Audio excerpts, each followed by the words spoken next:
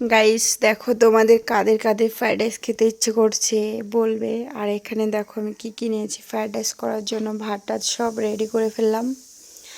তারপরে দেখো এখানে বসিয়ে দিয়েছি ডাইরেক্ট সব ভাজাভাজি করে দিয়ে দিয়েছি আগেই, তোমাদেরকে এতটা বলিনি। আগে সব কিছু ফ্রাই করে রেখেছি, কাজু কিশমিশ, তারপরে গাজর, বিনস, গ্রিন পিস সব কিছু দিয়ে এখন সব কিছু মিক্সি করে দিচ্ছি। তো এখন লাড়ালাড়ি করছি। ফাইনালি একদম ভাজা ভাজা হয়ে গেলে একটু হালকা চিনি দিয়ে দিতে হবে। চিনি দেওয়ার পরে সব শেষে হালকা হালকা করে একটু ঘি দিতে হবে। ঘি দেওয়ার পরে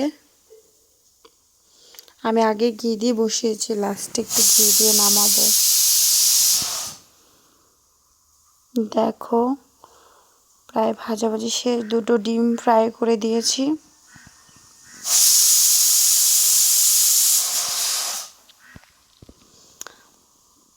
তো দেখো আমার ফ্রাইড রাইসের কালারটা কেমন আসছে।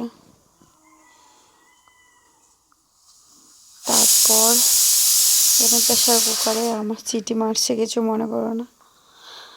দেখো হয়ে আসছে প্রায়। তারপর লাস্টে ঘিটা দিয়ে নামিয়ে নেব। সেন্টটা দারুণ আসে লাস্টে ঘি দিয়ে নামালে। তারপরে দেখো এখানে 20 মিনিটের মতন ফ্রাই করা শেষ। এখন নামিয়ে নেব। ঘিটা দিয়ে একটু লাড়াচাড়ি করব। দেখো ঘিটা দেওয়া শেষ। এখন একটু লাড়াচাড়ি করব। লাড়াচাড়ি করার পর এটাকে নামিয়ে নেব।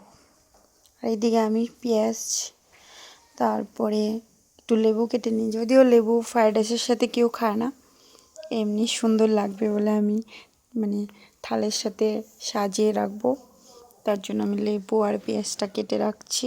আর একটা লঙ্কা দিয়ে দেবো সাথে, আর সস দিয়ে দেবো। দেখো আমার সাজানো ফাইনালি কেমন হয়েছে। এখন গরম গরম শুধু মুখে নিয়ে নিচ্ছি। ওয়াও, দারুণ টেস্টি। তোমরা কারা কারা খাবে চলে আসছো, আমি তোমাদেরকে বানিয়ে খাওয়াবো। ঠিক আছে, এরকম করে না, তোমাদেরকে চিকেন দিয়ে খাওয়াবো, সাথে চিলি চিকেন দিয়ে। চলে আসো।